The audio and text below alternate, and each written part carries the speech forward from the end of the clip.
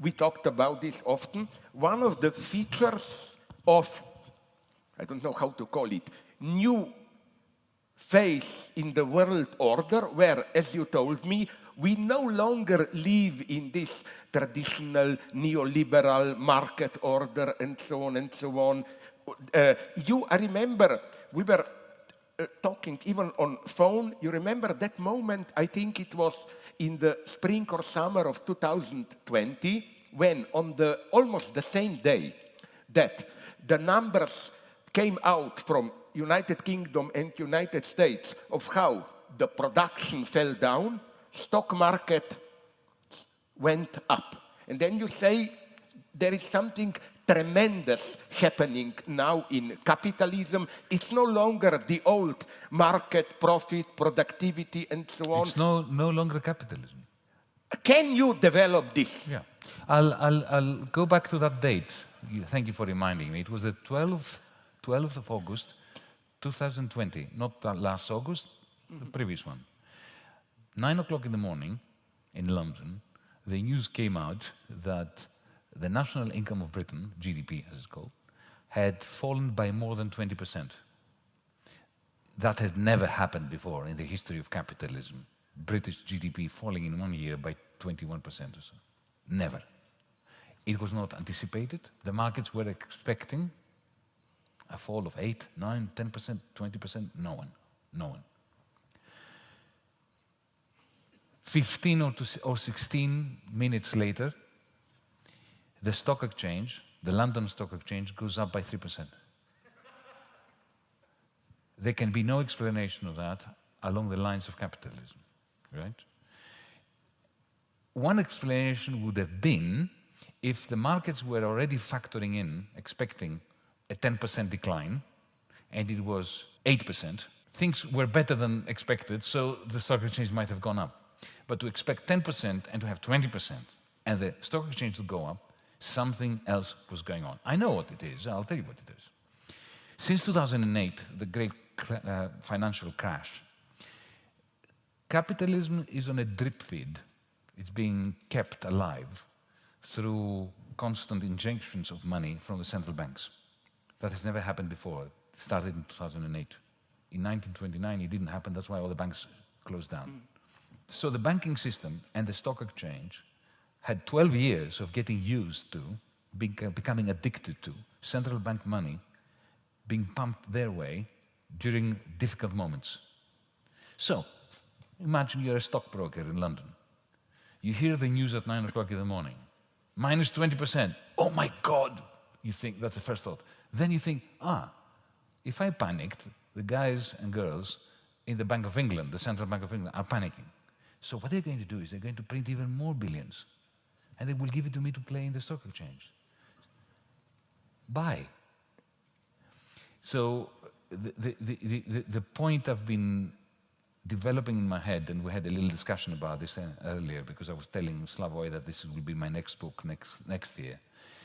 It's my crazy theory that capitalism has already evolved out of itself. It has been transformed into another system. And the reason why I say that is because, for me, capitalism requires two things. Firstly, profit to drive it. It's like, a petrol engine that needs petrol. Capitalism needs profit, private profit to drive it. Capital accumulation, as we Marxists used to say, okay? And the other thing is that exploitation takes place in markets.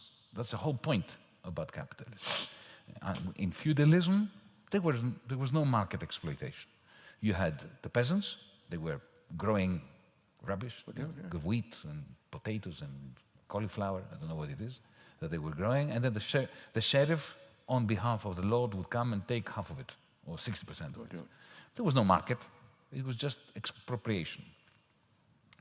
It is with the enclosures and the eviction of the peasants, who then become suppliers of labor at any price, that you have the creation of the working class and the labor market. There was no labor market before that.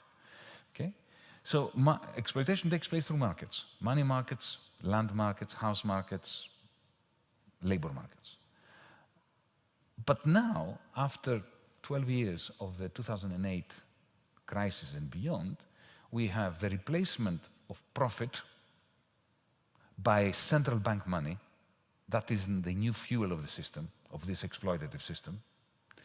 And the steady encroachment into the space of markets of platforms. Amazon. The moment you go into Amazon or Facebook, the moment you enter Facebook, you're outside of capitalism. You're not in capitalism anymore. Because, explain. Yeah, you go into Facebook, right? Let's say you want to sell your stuff, to advertise your business in Facebook. You go in, you use your credit card, you pay money to Zuckerberg, and some more people see your advertisements. You go in there to meet your friends. You want to advertise this evening. You go and pay money.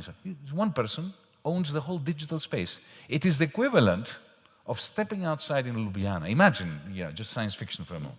Imagine you step out in Ljubljana, on the streets of Ljubljana tonight, and you look around and you think, oh my God, all these buildings belong to one person. Everything that is traded in the shops that I see is controlled by one person who decides what prices are charged, what prices are not charged, who can trade, who can't trade, who can buy, who can't buy. And moreover, imagine that Ljubljana operated like Facebook does or Amazon does, whereby what your eyes see is determined by one person, by the algorithm of one person, who, if he wants you not to see something, you will never see it in that digital space. This is not a market. This is a fiefdom. It's a digital fiefdom. It's a platform. Those platforms make a lot of money. But the rest of the economy, look at companies like Uber, for instance. They've never made a profit, ever. You have private equity. Have you heard of private equity? Do you know what private equity does? They go and they buy a company. Let's say a company that provides health services. It's got doctors and nurses and stuff, private stuff. So they buy the hospital, they buy the company, and then they create two companies.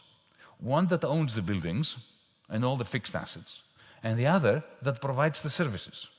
And the second company sells the services to the first company. The first company has assets, buildings. So they go to the bank and they get a huge loan using as collateral the buildings of the first company. They take this money and they give it to themselves. They pay themselves. They give it to the shareholders. They pocket it. They put it in their money. Now, this whole company will never have a profit because the second company will owe huge quantities of money to the first company, and therefore they will never pay any tax. Because if you have no profits, there is no tax.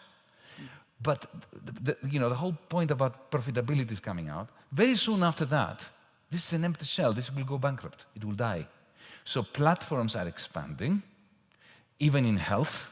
Facebook is now privatizing the National Health Service in Britain without anybody knowing. Google is doing the same thing, behind the scenes. By the way, DiEM25, our movement, is beginning a campaign on Monday in Britain against the surreptitious privatization of the NHS by big tech, close brackets.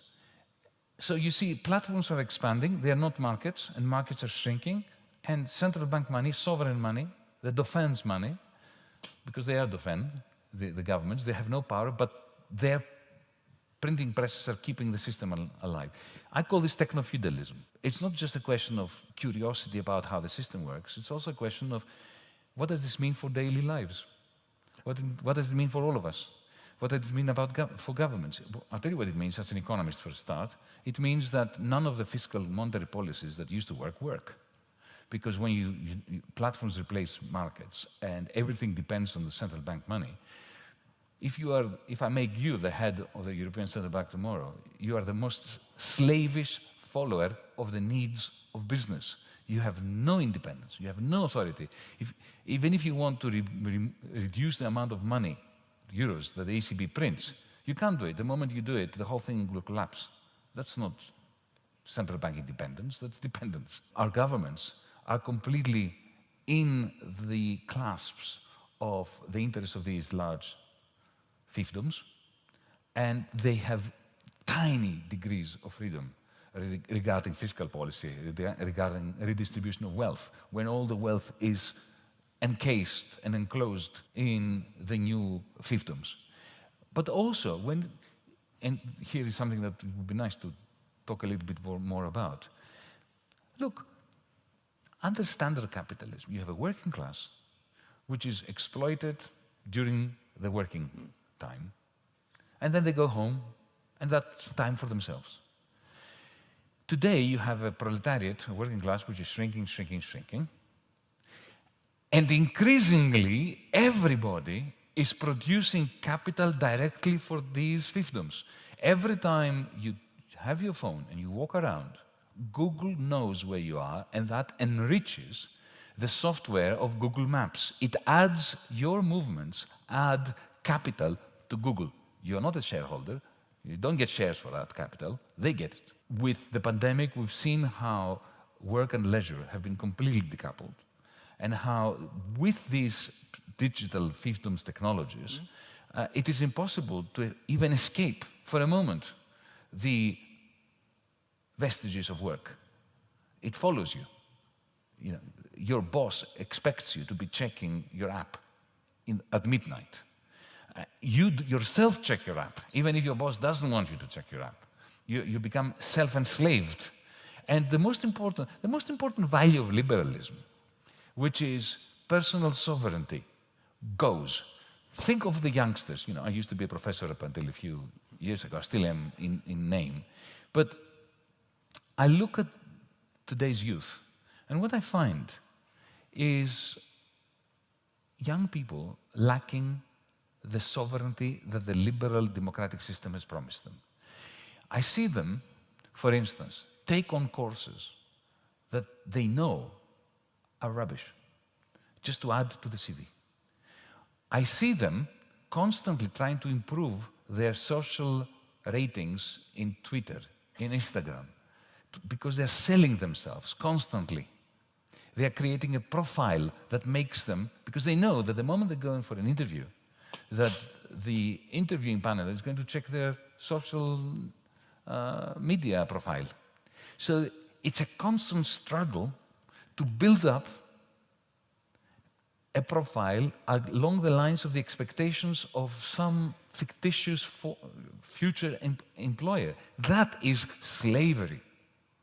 The complete collapse of the private space that liberals value so much. These are the reasons why, for me, techno-feudalism, you know, is such a menace. And the worst part of it is that when I speak of this, do you know who really loathes my thesis more than anybody else? The left.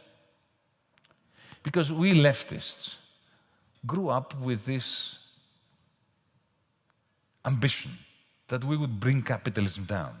And here I am telling them that, you know what? We are out of time. Capitalism has brought itself down. And it's been replaced by something far worse, not by socialism. The left does not want to listen to that. They really loathe that message.